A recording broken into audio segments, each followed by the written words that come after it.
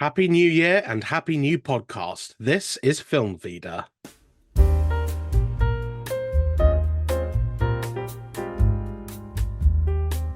Hello, one and all, and welcome to the very first episode of my brand new show, where I, your film chef extraordinaire Jack Martin, satisfy your movie taste buds every week with delicious helpings of new releases, reviews, special features, and plenty more. And I'm not gonna lie, it is incredibly surreal to me that I'm recording this right now, having talked about doing this show for years and having planned it for the majority of the last year. But all of that really is nothing compared to actually sitting in front of this microphone, reading from my notes, and sharing my thoughts directly with you. So forgive me if I come across a bit nervous or even a bit jittery at first. It's just a matter of getting used to this very new format that I'm slowly realizing I'm in way over my head with more than I thought I'd be. But you're not here to listen to my anxieties. You're here because you want to know, what exactly is Film Feeder? Why does it have a podcast now? And what can it possibly bring that so many other film podcasts out there have already brought? Well, primarily, and at the risk of sounding very self-serving, Film Feeder is an extension of myself. And by that I mean it's the culmination of my lifelong passion and love for film that I've had since I was very young, to where instead of sleeping with a cuddly toy as most other kids tend to do, I dozed off clutching my parents' VHS copy of Michael Mann's Last of the Mohicans, which sounds weird, I know, especially since I have yet to even watch that film to this day, but I remember just being so enamored with the cinematic cover artwork of this big, long-haired man who I'd later learned to be Daniel Day-Lewis, and the Warner Brothers logo on the spine that I recognized from all the Looney Tunes cartoons I used to watch, that I just simply would not part with it, as much as my parents tried to pry it away from my tiny hands. That's where a lot of it came from, and I think a lot of my early fascination with film has to do with the fact that when I was about 2.5, I was diagnosed with Asperger's syndrome, which, for those unaware, is a mild form of autism that can cause a certain level of communication issues, including the inability to pick up on certain feelings and emotions, and a tendency to be rather clumsy and have some emotional outbursts from time to time, and also a strong fixation on a certain topic, in my case, film, that helps people like myself concentrate and cope in a world that they see differently to everyone else. And of course, everyone with Asperger's is different, and I know that there are a lot of other people with the same condition who are maybe a bit further along the spectrum in terms of their needs, but for me, I'm quite fortunate to be rather high functioning and able to communicate fairly well with others, hence why I'm just about able to do this podcast right now. And I think that films have played a very big role in guiding me towards the kind of person that I am today, because I've learned so much about communication, emotions, self-expression, and just basic human functions from watching a lot of movies across my life, which might sound a little pathetic, but for someone like me, I really don't know if I'd be as confident or as self-assured as I am today. So for that, I'll always have a big space for films in my heart and soul. And I've never really let my Asperger's define who I am either, for I've just focused on living my life on my own terms and expressing my love for film in ways that work best for me, beginning with when I was at junior school, when I'd regularly distribute little written documents to fellow students and teachers, movie newsletters I initially called them, and later when I started secondary school, that evolved into a more intricate little zine once I discovered the creative wonders of Microsoft Publisher, where I wrote whole articles about the latest film releases, most of them inspired by my fascination with more proper movie magazines like Empire and Total Film. In fact, if you visit the Film Vida website at www.filmvida.co.uk, you can find and read some of those old zines at your own leisure. And then in 2013, as I was well into my university studies, I finally decided to take the leap and turn Film Feeder into its own functioning website, where I could post regular in-depth analytical film reviews and weekly previews that could reach many more people than a simple zine ever could. So it launched later that year, and since then it's just been my regular routine of writing and uploading my own content on the internet, something that I have kept up even as I went back to university recently to obtain my master's degree in film studies, which, by the way, I not only got an overall distinction in, but my dissertation even won an award from the university, which I guess further certifies my overall film knowledge. But last year, as Film Feeder approached its 10th anniversary, I began thinking of the many ways that it could finally evolve into something grander and more sophisticated to show the world that I meant serious business in the admittedly oversaturated online world of film criticism. And one of those was, of course, creating and releasing a podcast that could bring together a new community of film lovers who are hungry for information about the newest releases, what the best new offerings among them might be, and how they can get their regular movie movie fix without having to faff about with cinema listings and other less reliable outlets. So that's all just my long-winded way of helping you understand what Film Feeder is to me, and hopefully will be to you as well as the show gets underway each and every week, with each new episode going into detail about the biggest new releases coming to cinema, streaming and on demand, with a collection of previews that I like to call movie menus, and providing some insightful reviews of films I've been able to taste test and report back on before or maybe even after you've had a chance to see them. On top of that, every week there'll also be what I'm dubbing a feature presentation, which is a spotlight section that will cover just about any interesting topics from within the world of film. Now, this could be anything from film lists to interviews to looking at the careers of big name actors and filmmakers to celebrating some iconic cinemas, all of which will be provided by me and maybe some special guests along the way too. Basically, what I'm doing here is trying to replicate the model of the old BBC film programme, which I remember watching a lot when I was younger, when it was hosted by the likes of Barry Norman, Jonathan Ross, Claudia Winkleman, before it all went downhill and eventually went off the air. And I feel that there's been a huge gap in the market for shows that are just purely about new film releases. And with Film Feeder, I want to try and breathe some new life into it and remind listeners and viewers that even in an age where the internet and social media serve as more immediate methods of communication, shows like this are still needed to whet people's appetites while still giving them an informative slice of entertainment. So if any of that sounds like it'll do just the trick for you, and if you've managed to make it through my prolonged backstory, then stick around, because this episode I'll be kicking off 2024 in style with a look at the top films to look forward to over the next 12 months, as well as giving some useful feedback on a couple of upcoming awards contenders. But before all of that, who's up for some tasty previews?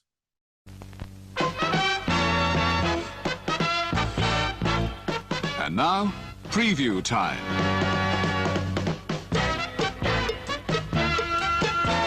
When it comes to entertainment, you can't beat a good film. So let's take a look at what's coming your way.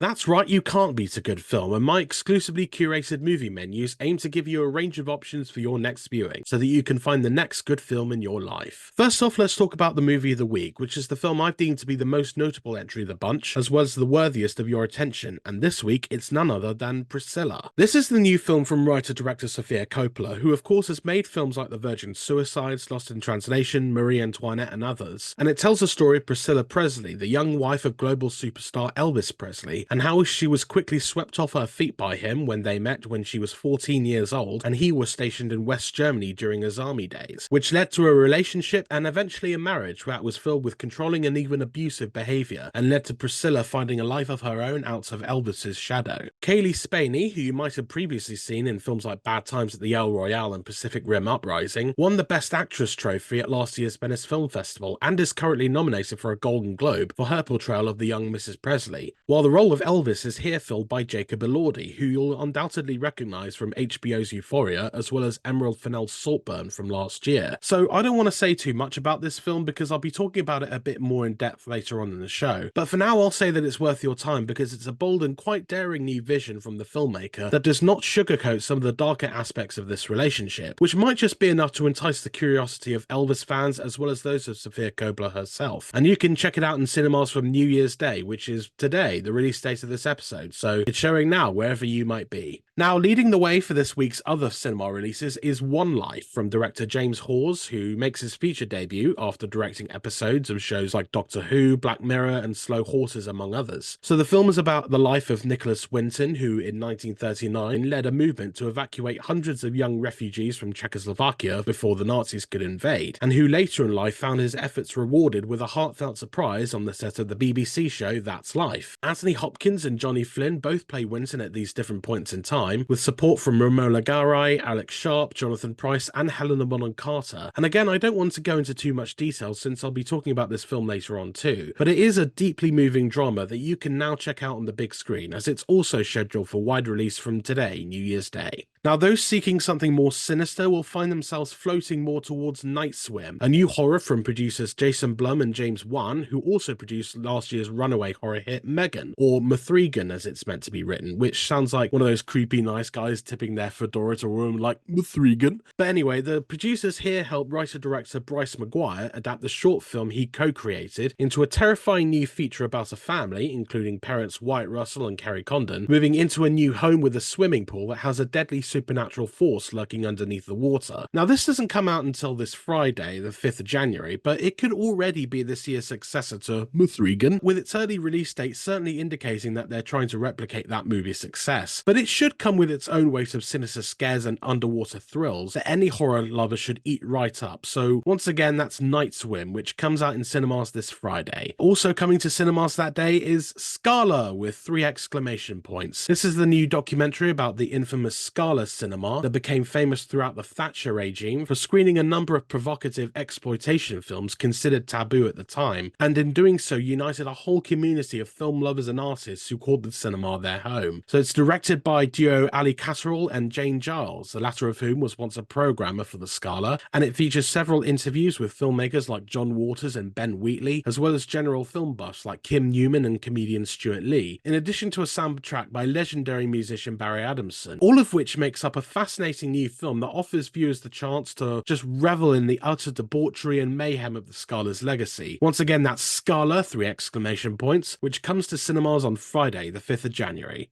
Next is the sci-fi thriller Blank from director Natalie Kennedy, which tells the story of an author, played by Rachel Shelley, who retreats to a futuristic house where she plans to finish her latest book. Now, said house is artificially intelligent and comes with its own robot assistant, played by Hyder Reed, who becomes more and more unhinged when a technical glitch traps the author inside the AI house of horrors. This one's interesting because it's got plenty of psychological thriller aspects with a sci-fi seasoning that's not unlike films like Ex Machina, as well as some disturbing performances that send chills down your spine. Once again, you can check out Blank when it too comes to cinemas from Friday. And then the final big release of the week is The Goldfinger, a new Hong Kong crime thriller that comes from the imagination of writer-director Felix Chong, best known as the screenwriter for the Infernal Affairs trilogy, which famously inspired Martin Scorsese's own Oscar-winning gangster flick The Departed. And that's not the only link with Infernal Affairs, for its stars Tony Leung and Andy Lau also take on lead roles in the film, with Lau playing an anti-corruption investigator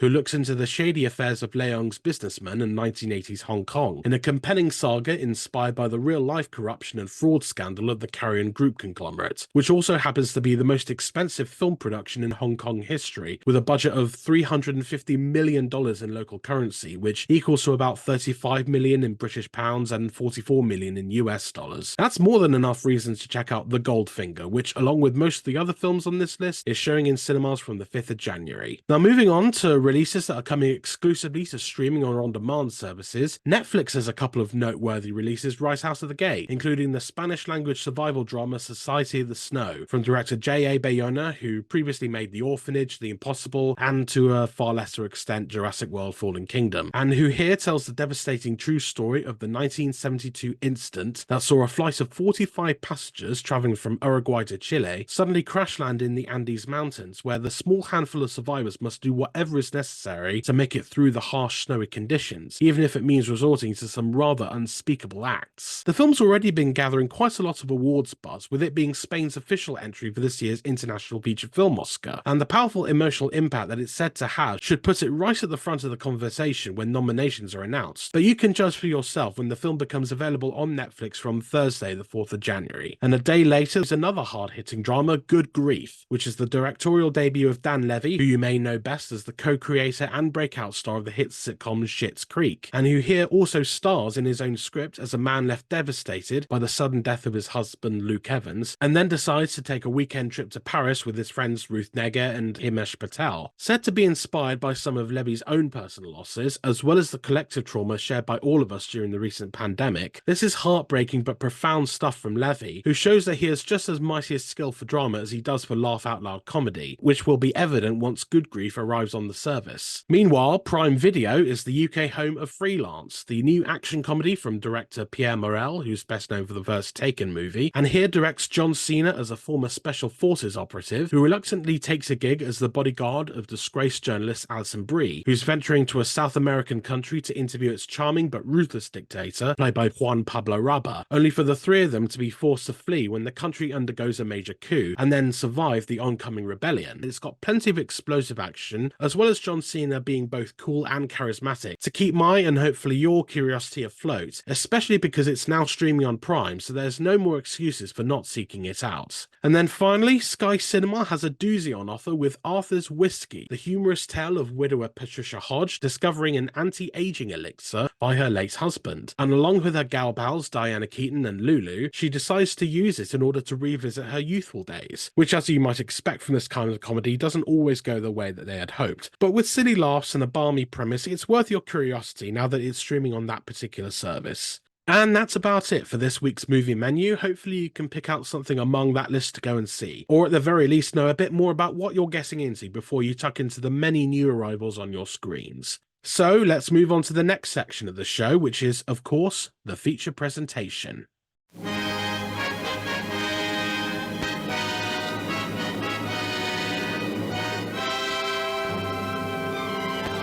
As I mentioned earlier, this is the part of the show where I take a look at something interesting within the world of film. And seeing how it's the start of a new year, I'm taking a look ahead at just some of 2024's most exciting movies, 25 of them to be exact, and there's a lot to get through, so buckle up as I make my way through this expansive list. Though I should point out beforehand that the films on this list comprise of films that have not yet been released anywhere else in the world before this year, so there aren't any awards contenders like The Color Purple or American Fiction or The Zone of Interest, all of which were released at some point last year, and I need to let you know that any of these movies could be bumped into next year and beyond at any given notice. So in case you're listening to this from way in the future and some of the following movies are no longer set for release in 2024, this is a list of what was scheduled to come out this year at the time of this recording. So all of that out of the way, starting at number 25, we have Godzilla x Kong: The New Empire, which is the latest installment in Warner Brothers and Legendary's Monsterverse that reunites Titans Godzilla and the mighty Kong as they team up to take on a new threat to their world as well as ours, with Godzilla vs. Kong director Adam Wingard also returning for this film, as do stars Rebecca Hall and Brian Tyree Henry, along with newer faces like Dan Stevens in an unexpected reteaming with his director on The Guest, with the film currently scheduled for release on the 12th of April. And then from one empire to another, at number 24 is Ghostbusters: Frozen Empire, the follow-up to Ghostbusters Afterlife that sees co-writer Gil Kenan take over directing duties from Jason Reitman as he relocates the action to the famous New York firehouse, where the original Ghostbusters, including Bill Murray, Dan Aykroyd, and Ernie Hudson, team up with newer faces like Paul Rudd, Carrie Coon, Finn Wolfhard, and McKenna Grace to take on an ancient curse that causes the city to freeze over and threaten to plunge the rest of the world into a second ice age, which should make for a rather chilly Easter weekend when the film opens on Good Friday, which this year falls on the 29th of March. Number 23 sees a fourth helping of animated martial arts goodness with DreamWorks' Kung Fu Panda 4, with Jack Black of course returning as Poe the Dragon Warrior as he takes on a new threat to the kingdom in the form of Viola Davis's shape-shifting chameleon, while also fulfilling a quest to become a new spiritual leader and meeting new faces along the way, voiced by the likes of Awkwafina and Ke Huy Quan, which should boast some more of that gorgeously stylish animation when the film skadooshes into cinemas on the 28th of March, though those in the US will be getting the film a few weeks earlier on the 8th of that month. Next at 22 is Borderlands, an adaptation of the popular video game series by director Eli Roth, who recently gained some of the strongest reviews of his career with the seasonal slasher Thanksgiving, and who here turns his attention to the wild story of an intergalactic team of mercenaries, scientists, robots, and preteen demolitionists who set out on a noble mission. And with an all-star cast that includes Cate Blanchett, Kevin Hart, Jack Black, and Jamie Lee Curtis, among others, this could well continue the video game movie revival that began with last year's Super Mario Bros.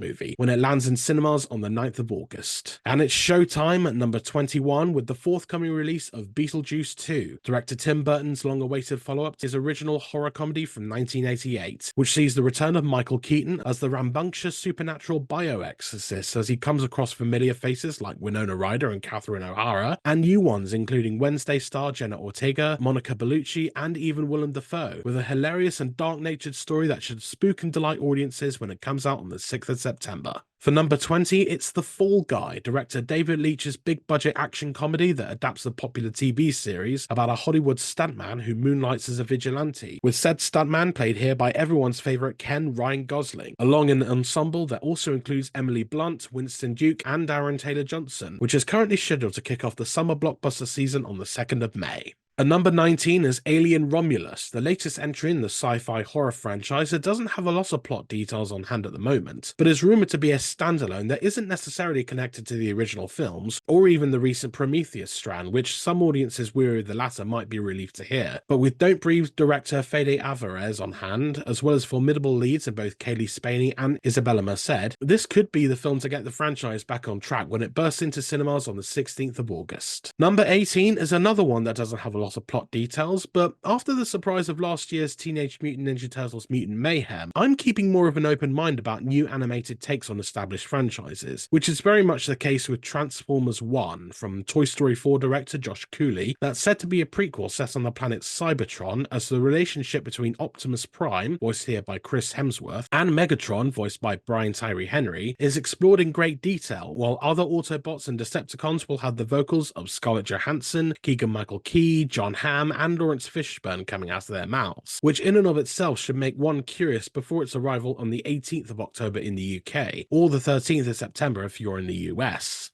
Then at number 17 is Civil War, the new film from Ex Machina writer-director Alex Garland that's already causing a bit of a divide online for its depiction of a dystopian America that's in the midst of a new civil war, where right-wing militias wreak havoc and President Nick Offerman is not to be trusted. But with the story focusing on a family made up of Kirsten Dunst, Wagner Moura, and Kaylee Spaney, there should be some humanity to the fear-mongering carnage when it arrives on the 26th of April. Number 16 sees Matthew Vaughn return to the realm of espionage with Argylle, but unlike his Kingsman movies, this one seems more of a blend between fiction and reality, as spy author Bryce Dallas Howard is thrust onto an international adventure when her stories mirror real-life conspiracies, with the aforementioned actor being only a part of the massive ensemble that includes Henry Cavill, Sam Rockwell, Samuel L. Jackson, Bryan Cranston, John Cena, Ariana DeBose, and even Dua Lipa, who all bring their A-list power to the 2nd of February release. Following that at number 15 is a long-awaited film that's set to enchant musical lovers everywhere, Wicked Part 1, the first half of director John M. Chu's ambitious two-part film adaptation of the beloved stage musical that charts the origins of Oz's most magical beings, the Wicked Witch of the West and Glinda, played respectively here by Cynthia Erivo and Ariana Grande, with fun supporting turns by Bridgerton's Jonathan Bailey, Oscar winner Michelle Yeoh, and Jeff Goldblum as the Wizard of Oz himself. And with the film rumoured to only be covering the first act of the musical, with plenty of show-stopping numbers and powerful drama to go around, you can expect a film that will defy gravity as well as a number of box office records once it's released on the 29th of November. Next at number 14 is Gladiator 2, which sees director Ridley Scott return to the world of his Best Picture-winning historical epic, with a brand new story that focuses on young Lucius, the young nephew of the evil Emperor Commodus, who had a meaningful encounter with Russell Crowe in the first film, and is now all grown up and played by Paul Mescal for his own quest for vengeance, in this life or the next, with the help of supporting players like Denzel Washington, Pedro Pascal, Stranger Things' Joseph Quinn, and returning cast member Connie Nielsen. But you'll have to wait all the way until the 22nd of November to see how this one turns out. Lucky number 13 is for a film that hasn't had that much luck. It's Challengers, the spicy new romantic drama by Call Me By Your Name director Luca Guadagnino, which was meant to have come out last year and even opened the Venice Film Festival, but the actor strike at the time would have prevented the stars from showing up, hence why it was not only bumped to the following year, but also had its opening night privileges revoked, which is a shame because this looks like it'll be quite intriguing as it stars Zendaya as a former tennis champion and coach who pits her husband Mike Feist against his former friend and her former lover Josh O'Connor. But luckily it won't be long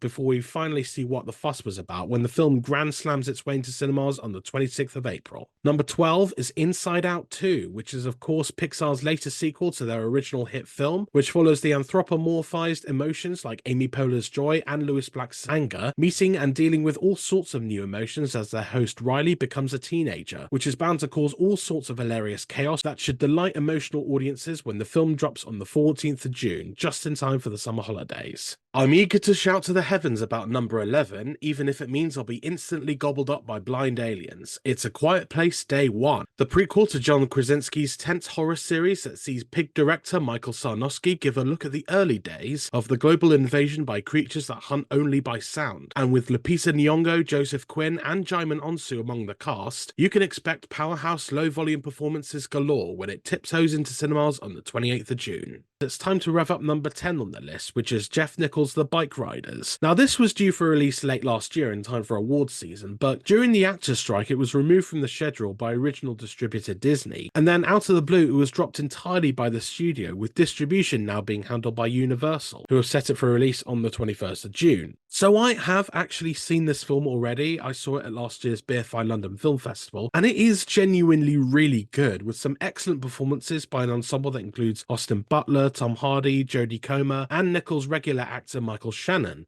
And I'm very excited for wider audiences to have the chance to see it upon its release, which once again is the 21st of June.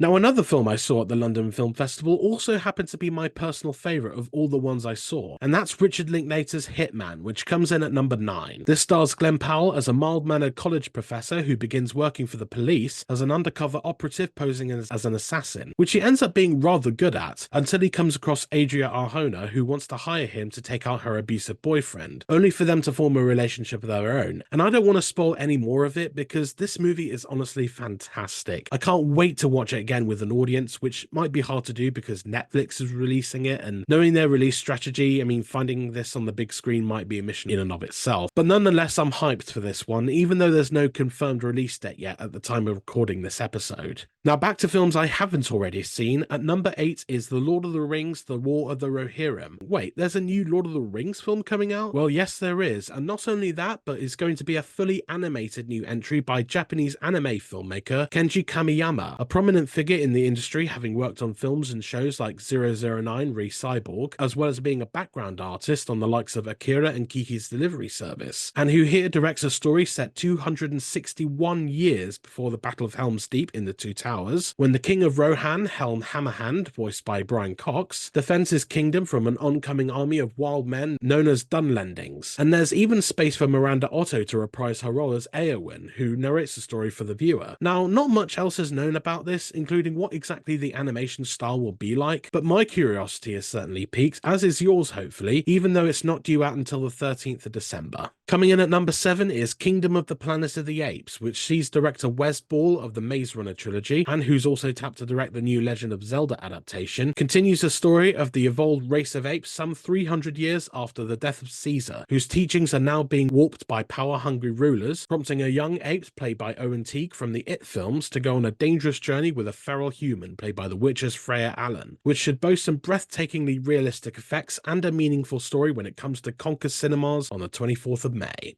Number 6 is the follow-up to 2019's most divisive smash hit, Joker Folie à Deux, which not only brings back Joaquin Phoenix to his Oscar-winning take on the iconic Batman villain, as well as director Todd Phillips, but has only gone and bagged itself Lady Gaga to play the Joker's most loyal sidekick, Harley Quinn, in a film that's intriguingly said to be much more of a musical this time around, but with the darker edges still very much intact, which you'll see and provide a whole new realm of online discourse for when it arrives on the 4th of October. For number 5, it's fitting that it goes straight from the only DC movie of 2024 to the only Marvel movie of 2024, not including Madam Web and Kraven the Hunter, which, needless to say, are not on this list. That, of course, being Deadpool 3, which brings Ryan Reynolds' insanely popular fourth wall-breaking mutant into the MCU, along with the one and only Hugh Jackman, who's back as a new variant of Wolverine, as well as a number of other Fox and Marvel characters who are being kept firmly under wraps, as is the norm with Marvel movies of this size. And with it also being the MCU's first R-rated film, you can also expect plenty of Deadpool's regular helping of violence and swear words, when the film finally bows on the 26th of July. Then, at number 4, is Mickey 17, which is Bong Joon-ho's eagerly awaited follow-up to his Oscar-winning masterpiece Parasite, and he's going full science fiction with his adaptation of the novel Mickey 7 by Edward Ashton, which is about a crew member on a dangerous mission who, whenever he gets killed, is reborn into a brand new body with some of his memories still intact, and with a fine ensemble cast that includes Robert Pattinson, Stephen Yeun, Naomi Ackie, Toni Collette, and Mark Ruffalo. This should be a treat worthy of the Oscar winner himself, but you'll be able to find out for yourself when the film opens on the 29th 29th of March. Now for number 3, I am going to cheat just a little bit because this film is actually scheduled to be released in the UK on New Year's Day 2025, a whole week after its Christmas debut in the US. But I think it should just about count as a 2024 release, for the UK anyway. It's Robert Eggers' remake of Nosferatu, the Dracula-inspired tale of a monstrous count that sets his sights on a beautiful young woman. Now, I love Robert Eggers as a filmmaker. He's made 3 films now, The Witch, The Lighthouse, and most recently The Northman, all of which have not just been beautifully stylish, but well versed in their own insane worlds. And one should expect no less from his take on the German expressionist classic, especially with Pennywise himself, Bill Skarsgård, playing the demonic vampire of the title, alongside Lily Rose Depp, Nicholas Hoult, and Willem Dafoe. So sharpen your fangs and carve your wooden stakes as this deeply gothic new take on Nosferatu arrives much later in the year, and just a little bit into next year too. At number 2 is another strike-delayed release from last year, but it's shaping up to be an absolutely epic one. It's Dune Part 2, the long-awaited second half of Denis Villeneuve's massive adaptation of the classic Frank Herbert sci-fi novel, which picks up from where Part 1 left off as Timothée Chalamet's Paul Atreides, having been forced to flee in the wake of an attack by his family's enemies, the Harkonnens, becomes a savior figure to the Wild Freeman and becomes attached to Zendaya's Chani in the process. So while the first part was very much about setting up this universe and establishing the vast lore that Herbert managed to contain in his utter brick of a novel, this one is set to pick up the pace exponentially, with plenty of blockbuster action set to some of those glorious Oscar-winning visual effects, and draped in luscious cinematography that covers over its stellar A-list cast, which in addition to other returning faces like Josh Brolin, Rebecca Ferguson, and Javier Bardem, includes newcomers like Florence Pugh, Austin Butler, and the legendary Christopher Walken as the universe's mighty emperor. So strap yourself in for a spicy second part of this massive story when it finally worms its way into cinemas on the 1st of March. And finally, positioned firmly at number 1, I'm keeping the Sandy theme because it's Furiosa, a Mad Max saga, the feverishly anticipated prequel to director George Miller's modern classic Mad Max Fury Road, which is for my money perhaps the greatest action film to have ever been made. So that's already a massive act for this film to follow, especially as it turns back the clock to focus on a young Furiosa, now played by Anya Taylor-Joy, who's snatched from her home in the green place of many mothers and placed in the hands of Chris Hemsworth's brutish warlord Dementus. But Taylor-Joy looks like she slips even easier into the lead role than Charlize Theron did as the iconic character, and Hemsworth seems to be in full OTT mode as the film's devilish new villain, so expect plenty of beautiful car stunts and high-octane action that only George Miller can deliver when the film races into cinemas on the 24th of May. And there you have it, folks. That was my list of films to keep an eye out for in 2024. I know it was a long one, and thank you so much for sticking with me all the way through it, but hopefully it's been useful as you plan your exciting new year of movies. So let's unwind a bit now and get into some more thoughtful film reviews.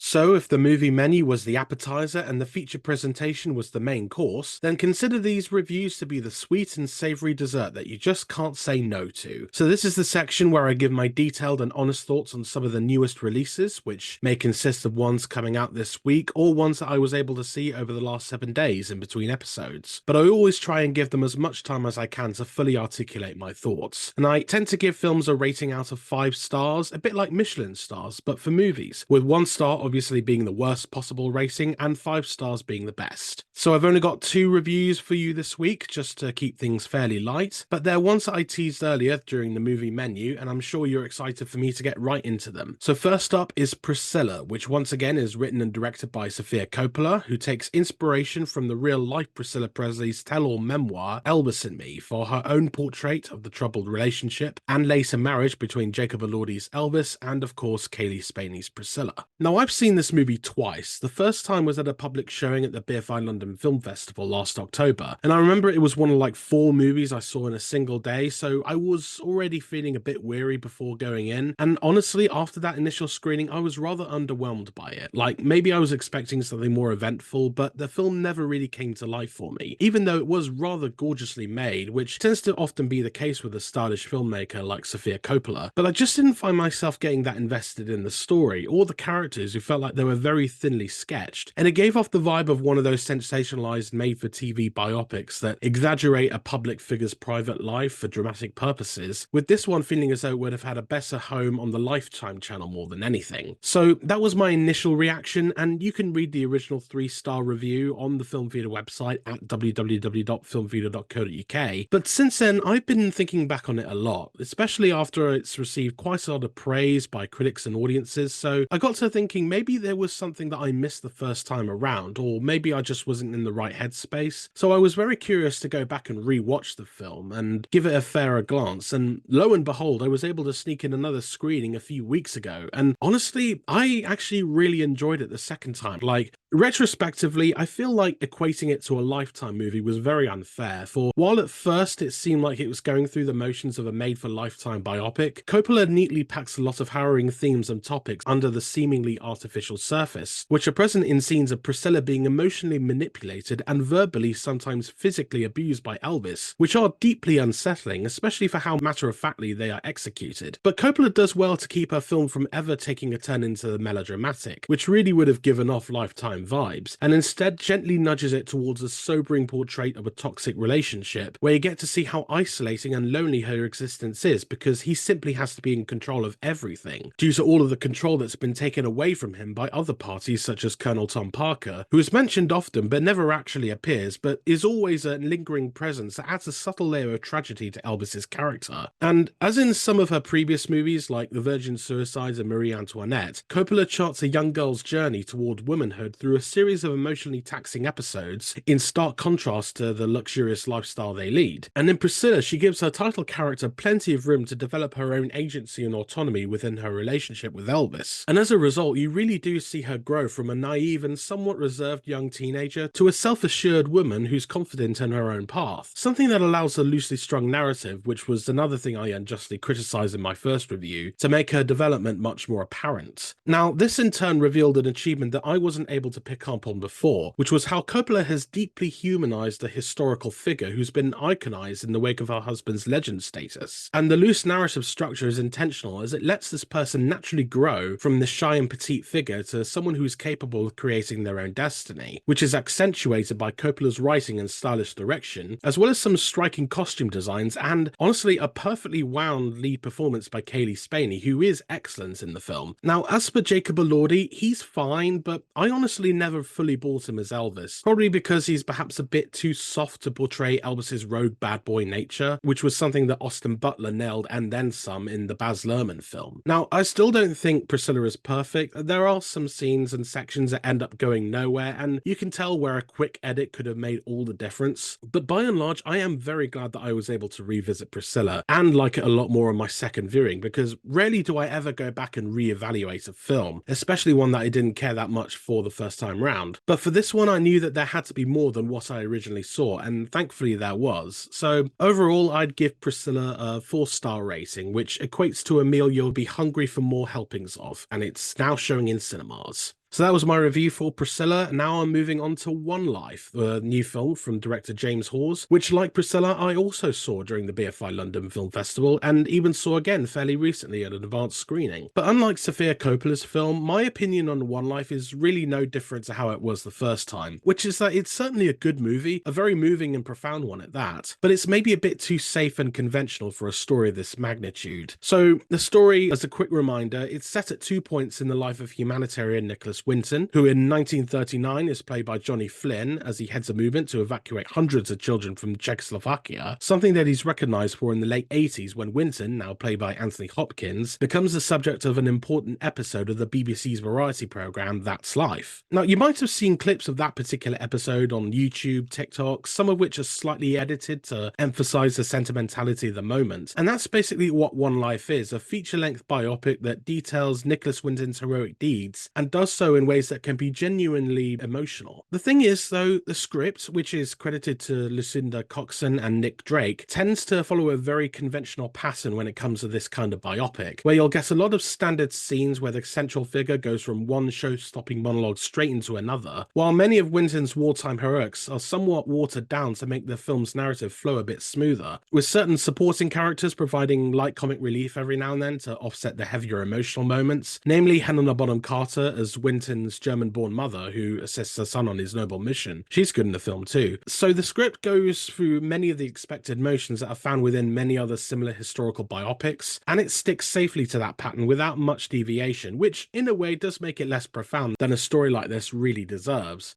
But when it does manage to overcome some of its familiarity, the film works rather well to show how much this singular event clearly meant to this person, and how despite the good it did for so many people, he never really took credit for his actions until he was unearthed on that episode of That's Life. And while Johnny Flynn is very good in the film, it is the strand featuring Anthony Hopkins as Winton that's the stronger of the two. Not just because Hopkins delivers a truly sublime performance here, but also because you really do feel the weight of guilt and uncertainty overshadowing him as he reminisces back to his defining moments, with both the script and Hall's direction managing to focus tightly on his inner struggle without really lionizing him, which it is much more on the verge of doing during the strand with Johnny Flynn. I think it goes without saying that the best moments in the film are during the taping of those legendary That's Life episodes, which if you've seen those online videos, you'll already know how emotional they ended up being for everyone involved. But in these reenactments, they really do leave you in a way where you're undoubtedly choked up while watching them play out, with the direction, writing, editing, musical score, and certainly the acting all harmoniously working to deliver the right mood for these powerful scenes, and they land rather beautifully without overdoing the melodrama, in the process giving this main figure the kind of treatment that his heroic actions absolutely call for. I just feel that if the script had taken a few more chances with the real life story it's been tasked with telling, this could easily have been one of those films that would be fondly remembered as one of the great British war dramas. But as is, it's pleasant viewing with moments of brilliance, even though its conventional trappings are a tricky pit to crawl out of, rendering it perfectly watchable but far from fresh and sadly not quite as profound as this man's life should be on the screen. So it's ultimately a 3-star movie, which by my ranking system makes it a decent stomach filler. And with that, the first episode of the Film Feeder podcast has finally come to an end. I don't know about you, but I'm feeling so pumped that I've been able to get through it with my sanity still intact. So thank you so much for sticking with me, and I hope that your stomachs are now a bit fuller than they originally were. So yeah, be sure to subscribe to this podcast to get it fresh every week, and please do give it a decent rating and share with anyone who's hungry for film. You can also find and follow Film Feeder on Twitter, or X as Elon wants us all to call it. That's at Film Feeder, which is also the same handle for both TikTok and YouTube, where I regularly post shortened video reviews and weekly previews. And on Instagram, it's at Film Feeder Insta, INSTA. I also have pages on Facebook and Letterboxd, where I also post fairly regularly. Now, something I want to draw your attention to is the new Film Feeder Patreon page, where if you go to patreon.com/filmfeeder, you can sign up for one of our special membership tiers, where you can get exclusives like early 24-hour access to new podcast episodes, access to a special Discord server, and you can also submit questions for me to answer in an upcoming episode, among many other exclusive perks. And perhaps most importantly is the Film Feeder website, which is at www.filmfeeder.co.uk, where you can find all of my written content from the past 10 years as well as more recently. So please make sure you see what I've been up to on there. Once again, that's www.filmfeeder.co.uk. So that about does it for the very first episode of Film Feeder. Joining me next week when I'll be talking about new releases such as Poor Things, which I'll have a review for, as well as a special look at the top films of its Oscar-tipped star Emma Stone. Until then, I'm Jack Martin, your film chef extraordinaire, ready to whet your appetite for film every single week. That's all for now. See you next time.